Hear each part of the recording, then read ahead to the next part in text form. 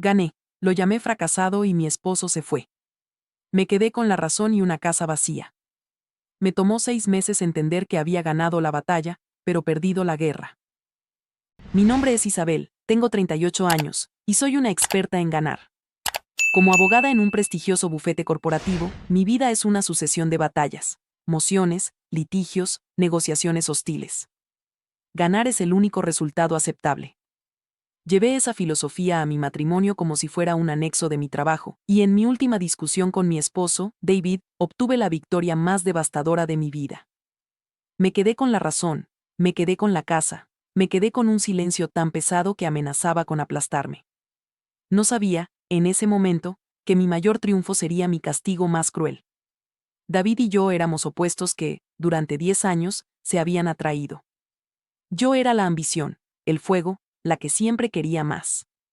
Él era la calma, la estabilidad, un hombre que había encontrado la felicidad en las cosas sencillas. Era profesor de historia en un instituto, y su pasión no era el dinero o el estatus, sino despertar la curiosidad en sus alumnos. Yo amaba su bondad, pero con los años, empecé a ver su contentamiento no como una virtud, sino como una falta de empuje. Mi mundo era una escalada constante, y yo sentía que él se había quedado anclado en el campamento base. La presión en mi trabajo era inmensa.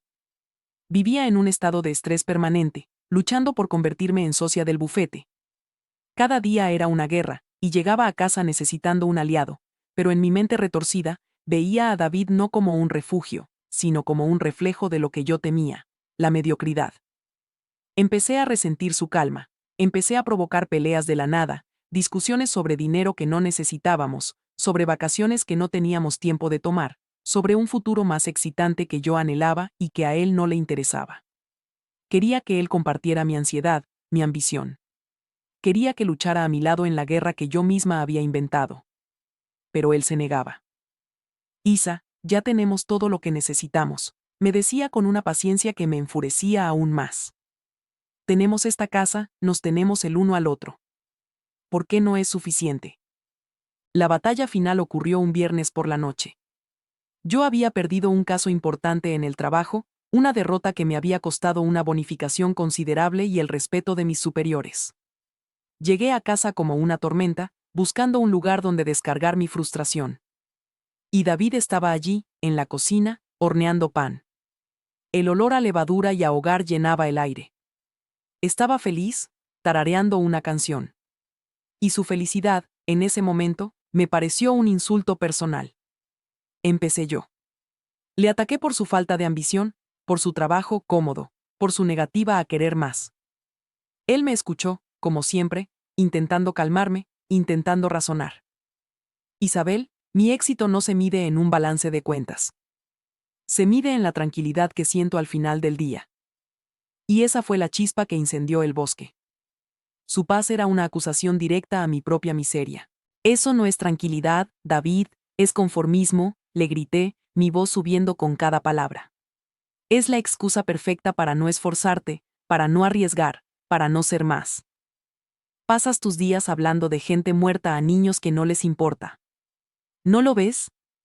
Tu vida es mediocre.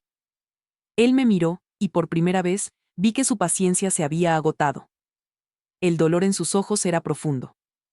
Si mi vida es mediocre, Isabel, dijo en voz baja, entonces tú te casaste con un hombre mediocre. Quizás el problema no es mi falta de ambición, sino la tuya, que nunca se sacia. Y entonces se lo lancé. El golpe final, la palabra diseñada para aniquilarlo. No es ambición, es tener estándares. Yo no me casé con un hombre mediocre, pero te has convertido en uno. Eres un fracasado, David. Un fracasado feliz en su pequeño y patético mundo. El silencio que siguió a mi grito fue absoluto.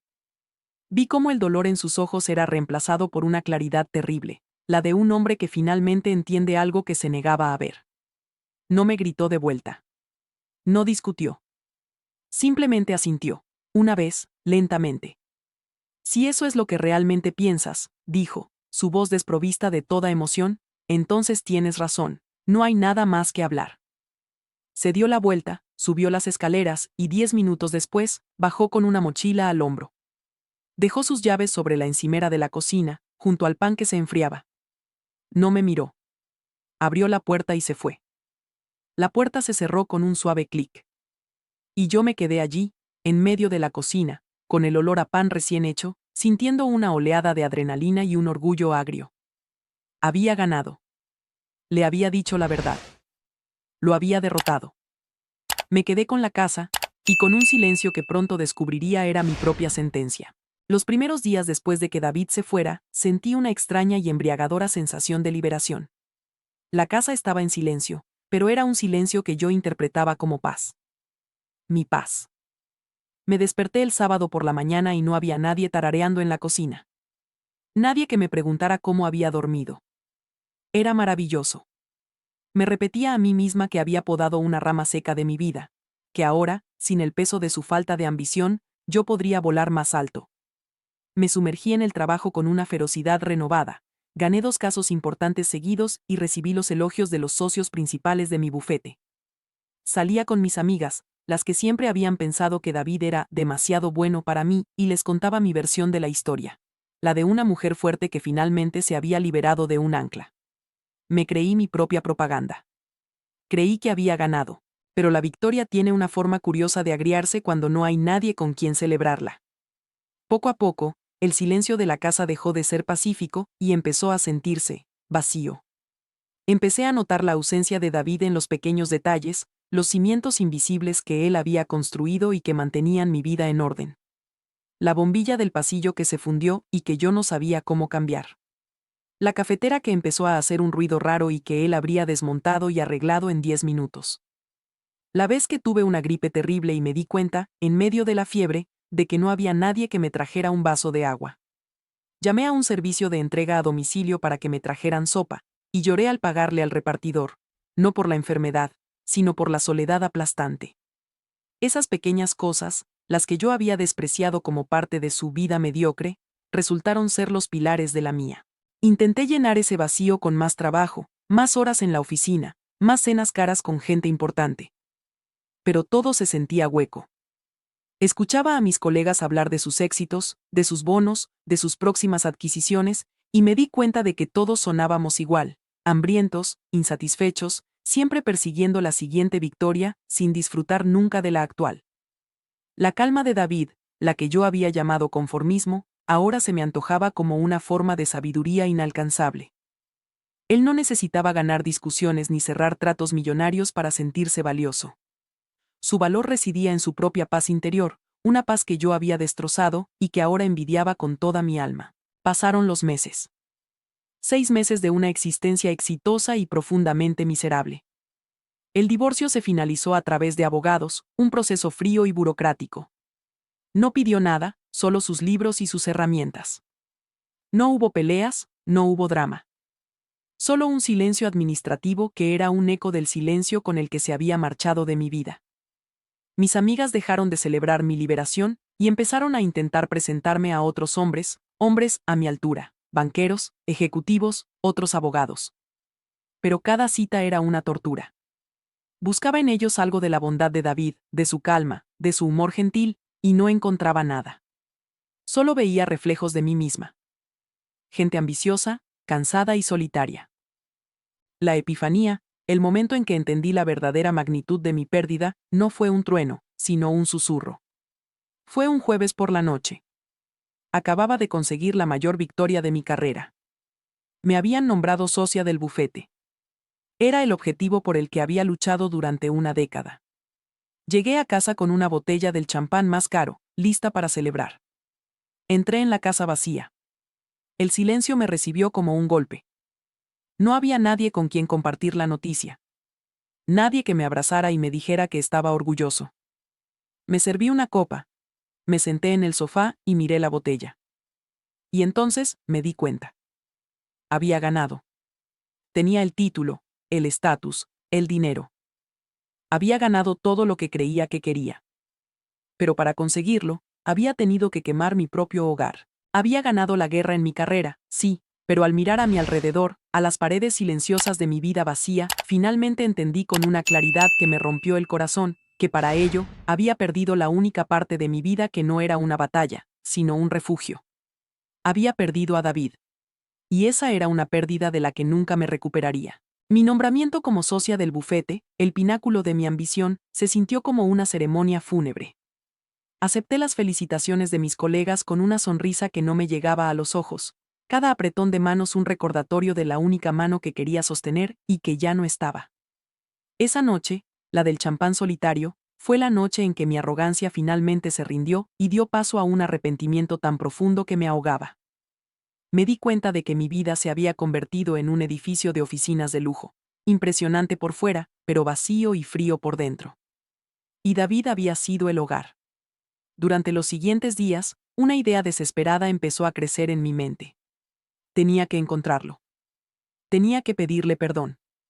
No porque creyera que podía recuperarlo, sino porque necesitaba que supiera que finalmente lo entendía. Pero encontrar a David fue como intentar encontrar a un fantasma. Había desaparecido por completo. Su antiguo número de teléfono estaba desconectado. Su perfil en las redes sociales había sido eliminado.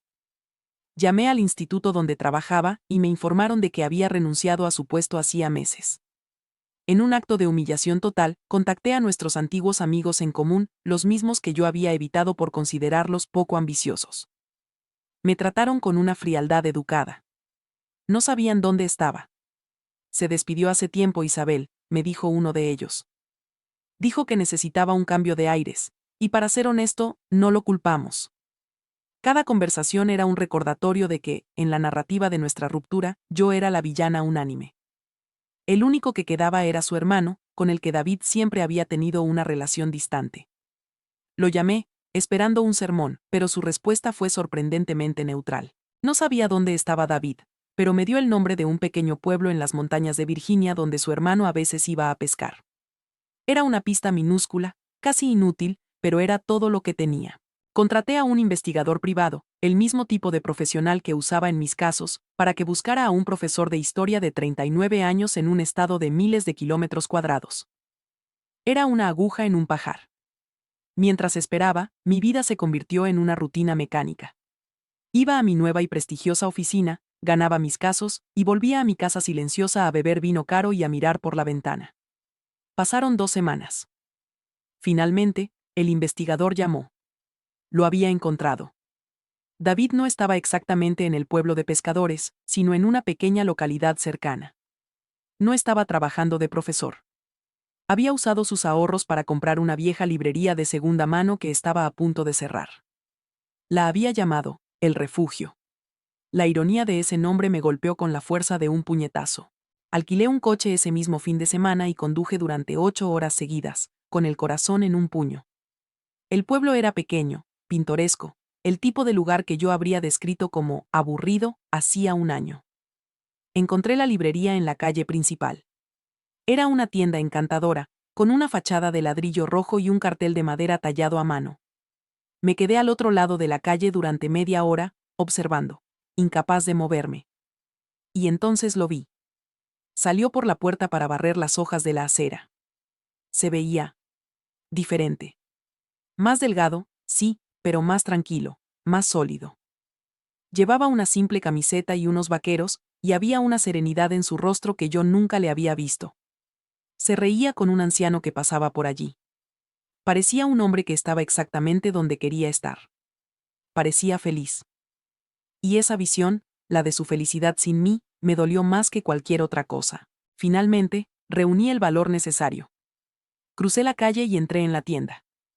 El interior olía a papel viejo y a madera, un olor a calma. Él estaba detrás del mostrador, clasificando unos libros. Levantó la vista cuando oyó la campanilla de la puerta, con una sonrisa amable y profesional en el rostro, la que le dedicaría a cualquier cliente. Y entonces, me reconoció. Su sonrisa no se desvaneció, pero se transformó. Se convirtió en algo educado, distante, impenetrable. Era la mirada que le dedicas a un viejo conocido con el que no tienes nada en común. Isabel, dijo, su voz tranquila. ¡Qué sorpresa! Y en ese momento, con el olor a libros viejos a mi alrededor, y el hombre que había perdido frente a mí, todo el discurso que había ensayado, todas las justificaciones, se evaporaron, y lo único que pude hacer fue romper a llorar, un sollozo desgarrador y patético que llenó el silencio de su nuevo y pacífico mundo. David no se movió de detrás del mostrador. Simplemente esperó, con una paciencia infinita, a que mi sollozo inicial se convirtiera en un llanto más silencioso y controlado. No había ni rastro de ira en su rostro, pero tampoco de compasión. Su expresión era la de un médico observando un síntoma, distante y analítica. Esa calma era más devastadora que cualquier grito. Cuando finalmente pude recuperar un poco el aliento, él salió de detrás del mostrador, cerró el cartel de la puerta a cerrado y me señaló una pequeña sala en la parte de atrás. Será mejor que hablemos en privado, dijo, su voz era tan serena como el resto de su semblante. Lo seguí a su pequeña oficina, una habitación desordenada llena de cajas de libros y una sola silla para él, así que me quedé de pie, sintiéndome como una acusada en un juicio improvisado. Gané, David, fue lo primero que logré decir entre sollozos. Conseguí ser socia del bufete, tengo el despacho con vistas, el sueldo de 6 cifras, todo lo que te dije que quería, y me siento la persona más pobre del mundo. Le conté todo lo que había pasado en los últimos 6 meses. Le hablé del champán solitario, de la casa vacía que se sentía como una tumba, de las citas con hombres que eran espejos de mi propia y miserable ambición. Le confesé cómo su calma, la que yo había llamado mediocridad, era la única cosa que anhelaba. Cada victoria en el trabajo se sentía como una derrota personal, le dije, las palabras saliendo atropelladamente. Porque no estabas tú para compartirla. Me pasé años intentando empujarte a que fueras más como yo, sin darme cuenta de que debería haber estado intentando ser yo más como tú. Tenías razón. Teníamos todo lo que necesitábamos y lo destruí por orgullo, por miedo, por una idea equivocada de lo que significaba el éxito. Él escuchó mi confesión completa, sin interrumpir ni una sola vez. Cuando terminé, me quedé allí, vacía y expuesta, esperando su veredicto. Esperaba que me gritara, que me echara en cara el dolor que le había causado, que me dijera que lo odiaba.